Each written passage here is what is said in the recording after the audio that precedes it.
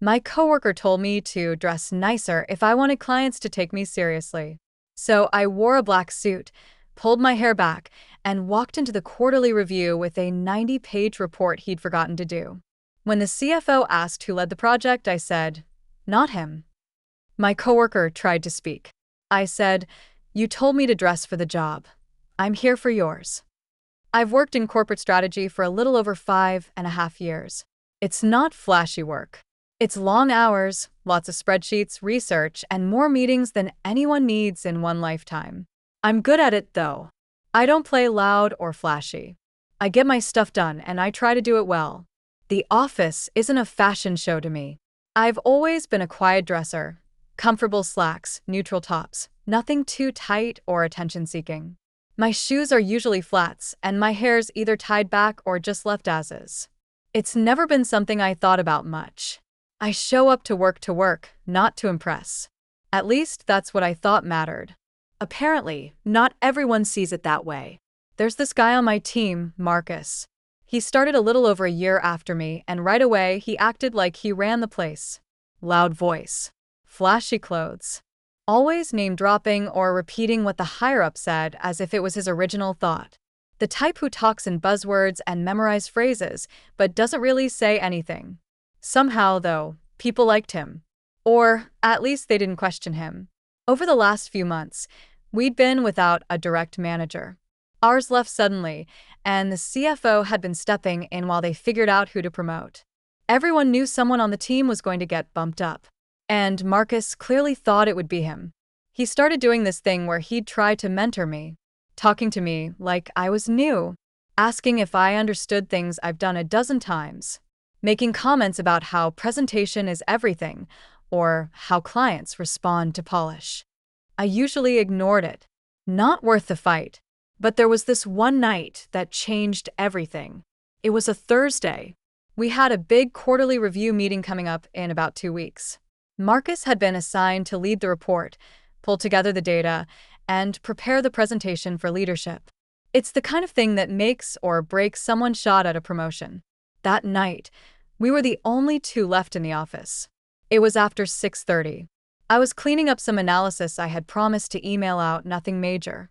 He walked by my desk on his way out, paused just for a second, and without even looking directly at me said, "You know, if you dressed a little nicer, the clients might take you more seriously." Then he just walked away.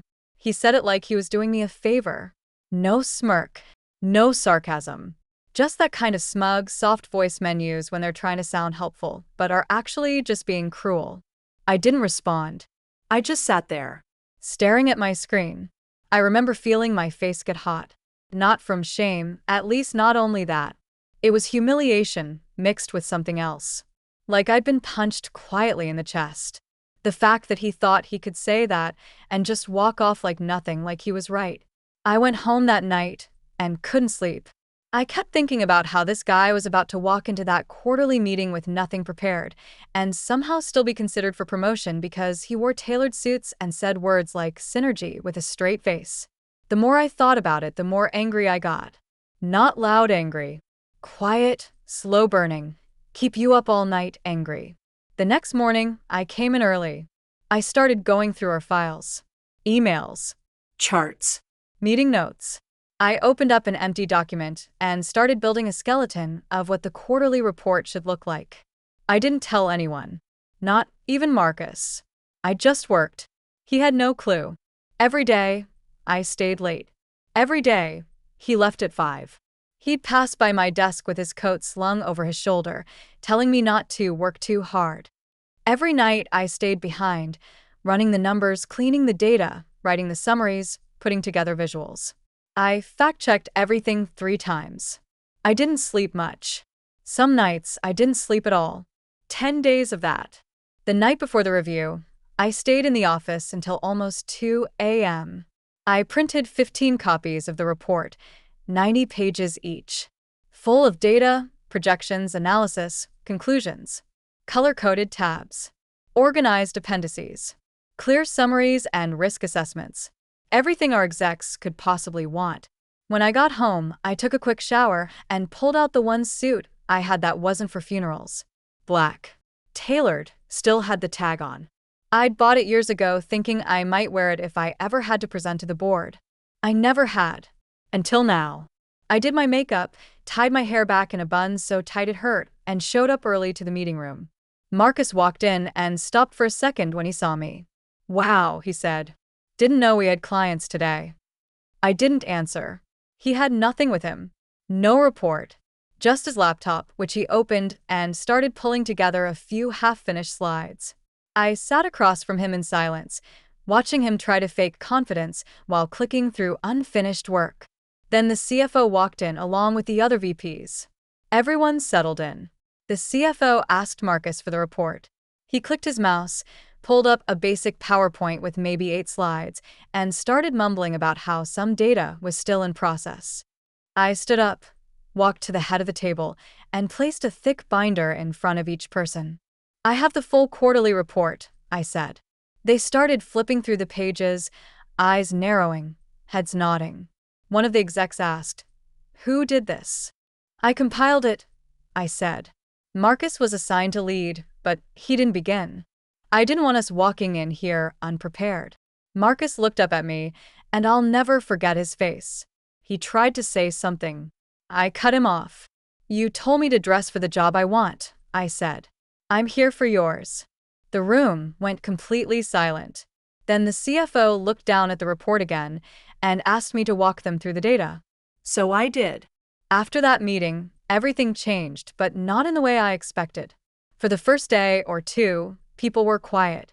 No one said much. There were a few sidelong glances when I passed in the hallway. A few awkward pauses in the break room when I walked in. Word had clearly spread. Marcus didn't come to work the next day. Or the day after that. By Monday, he was back at his desk, acting like nothing had happened. He didn't talk to me. Didn't even look at me. But I could feel it. That thick, sour feeling in the air. Something had shifted. And it wasn't over.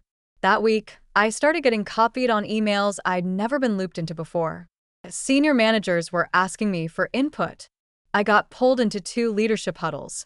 The CFO even dropped by my desk, asked if I'd thought about applying for the open team lead position. I said I'd consider it. That same afternoon, Marcus called an informal sync with 3 team members in one of the small glass conference rooms. He didn't invite me. I saw them through the window, him talking, hands moving fast, looking agitated. I saw one of the analysts glance toward me and then look away quickly. Later, that analyst pulled me aside. "Just so you know," she said, "Marcus told the team you tried to undercut him, that you were hoarding work behind his back, that it was a political move." I just nodded. I didn't say anything. What was there to say? From that day forward, Marcus started playing games. Petty ones. He'd accidentally leave my name off shared docs. He'd assign tasks to others that I was already handling, creating confusion. In meetings, he'd talk over me, always using that same tone like he was just clarifying things for the team. When I spoke up, he'd nod slowly, repeat what I said in different words, and act like it was his point. The worst part was it worked on some people. Not all, but enough to make it hard. I had to keep track of everything. I started documenting, saving emails, logging meeting notes with timestamps. I knew what he was doing. I just needed proof. A week before final interviews for the promotion, I got called into HR. They'd received a concern from a teammate, anonymous, of course, accusing me of creating a hostile work environment. That I was taking over projects without collaboration. That I disrespected team leadership. They didn't say it was Marcus. They didn't have to. I didn't get angry in the meeting. I just asked them if I could share my records. I brought out a file of emails, time-stamped edits, documented contributions, and calendar logs. I didn't cry. I didn't raise my voice. I just laid it all out piece by piece. They said they'd review it. That was it. When I walked out, Marcus was at his desk, typing fast, not looking up. But he knew. I kept my head down, kept doing the work. The review meeting had rattled him, but not enough. He still thought he could spin it. That if he made enough noise, twisted things enough, he'd come out clean. That's when I started planning. Not a meltdown. Not drama. Something quiet. Something final. 2 days after HR told me they'd review the records, I got a message on Teams from someone I barely knew, Danielle, one of the newer hires from finance. We'd only worked together once, on a small budget modeling project. She messaged me late in the day. Hey, just a heads up, Marcus has been trying to access files from your drive. IT flagged it. You didn't hear that from me. I just stared at the screen. I hadn't shared anything with Marcus in weeks. There was no reason for him to need anything from my folders. I messaged back a short thank you and logged off, but I didn't sleep that night. The next morning, I went to IT myself, asked to speak to someone privately. I told them what I'd heard and asked if there was any activity from my account. At first, they were hesitant, but I showed them the message and said I was worried about security. After a few minutes, one of the leads pulled me into a room. Turns out, someone had been trying to download report files and edit access logs. Multiple attempts, different times, always late at night. The logs were messy. Whoever it was used a shared device in the conference room, likely thinking it would cover their tracks. It didn't. The IT lead didn't say it directly, but he let me look at the timestamp records. I saw the dates and times, and I remembered who was still in the office those nights. I remembered because I had been gone. I had the door badge logs to prove it. It was Marcus. No question. I asked IT to restrict access to all my folders. Then I went straight to legal. I didn't want to make a scene. I didn't want to accuse him without something solid. So I brought everything: emails, meeting records, HR documentation, and now IT logs. They took it seriously. Very seriously. Things got quiet after that. I didn't hear anything for a few days. Marcus stopped trying to play games. No more side meetings, no more sudden mistakes. He looked jumpy. He kept checking his phone in meetings, barely spoke. That Friday, the CFO called me into her office. She didn't waste time. She said there had been serious concerns about conduct on the team, that investigations were ongoing, that I had done the right thing by coming forward. She also told me I was being offered an interim lead role, starting immediately, while the review process finished.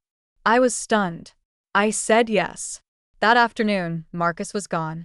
His desk was cleared out by Monday. No email. No goodbye. Just a silent, empty chair. But here's the twist. A week later, I got a LinkedIn connection request from Marcus. I didn't accept it. I didn't even look at his profile. But that same day, someone sent me a screenshot of a post he made. It was one of those vague, self-pitying posts that people make when they've been fired but don't want to admit it. Something like, sometimes the hardest part of leadership is being punished for trying to hold others accountable. But real strength is staying quiet and letting karma do the work. There were comments. People comforting him. You'll land on your feet. They didn't deserve you. That kind of thing. I just stared at it. I didn't respond. I didn't say a word. I didn't have to. Because karma? It was just getting started. Marcus disappeared from the office like he had never been there. One day he was arguing in meetings, muting people on calls, and trying to take credit for work he didn't understand. The next day, his desk was cleared out and his name badge stopped unlocking the elevators. No one asked questions. People started showing up to meetings on time. People stopped whispering. The air felt lighter. It was like we'd all been waiting for someone to call it out. And when I did, the building exhaled. But I didn't celebrate. Not at first. The promotion I got was real, but it wasn't glamorous. It came with more hours, more stress, and more pressure to keep everything together. I had to take over Marcus's old projects. A few were a complete mess. Budgets missing. Deadlines passed. Emails unanswered. He had covered it all up with flashy meetings and jargon. For the first few weeks, I was too tired to feel anything. I just worked. I worked until 10 p.m. most nights and barely ate anything warm. But I cleaned up every file, rewrote every timeline, and got the department back on track. Then something strange started happening. Clients asked to speak to me directly. One VP forwarded me an email from a vendor who said I'd handled a transition better than anyone they'd ever worked with. A few senior managers started pulling me into decisions that didn't technically fall under my title. And then 3 months after Marcus was fired, I got invited to present directly to the executive board. It was the same room where I had laid out the 90-page report. Same long table. Same CFO at the head. After my presentation, she looked at me and said, "You saved us a disaster." I didn't smile. I just nodded. Later that week, I got the full promotion. Not interim. Official. I cleaned out my old desk and moved into the office that used to belong to my former manager. I didn't redecorate. I didn't bring in plants or pictures. I just replaced the chair. His old one had always leaned too far back. Around that time, I started getting messages again from people who used to back Marcus. People who sat in his little glass meetings and acted like I wasn't in the room. Some of them apologized. Most didn't. They just pretended like they'd been on my side the whole time. I didn't respond to any of them. Not out of spite. Just because I didn't need to. But the real ending came 6 months later. I was at a small industry networking event downtown. It was for mid-level directors and strategy leads. I almost didn't go, but I figured I should at least make an appearance. I wore that same black suit, hair tied back, simple earrings, just enough. I was near the back of the room when I saw him, Marcus. He looked thinner. His suit didn't fit the same. His posture was different, like something inside him had caved in. He was standing alone, sipping water, not really talking to anyone. He saw me. I know he did. His eyes widened for a second, then dropped to the floor. He turned his body away. I didn't walk over. I didn't speak. I just stood there long enough for him to feel it, long enough for him to know I saw him. Then I turned and walked away. As I left the room, someone from a different company stopped me. She asked if I was the woman from the quarterly report thing. I nodded, a little surprised. She said, "We've heard about what you did. There's a role opening at our firm next quarter. You should apply. We're looking for someone who knows how to take control." I smiled the smallest bit.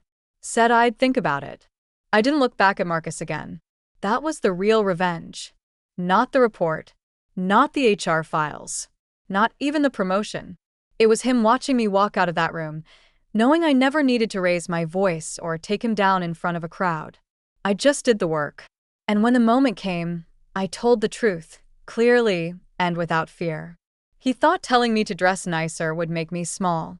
Instead, I wore a black suit, exposed his failures, and took the job he thought was his. And now? I dress how I want. And no one asks if I'm being taken seriously anymore.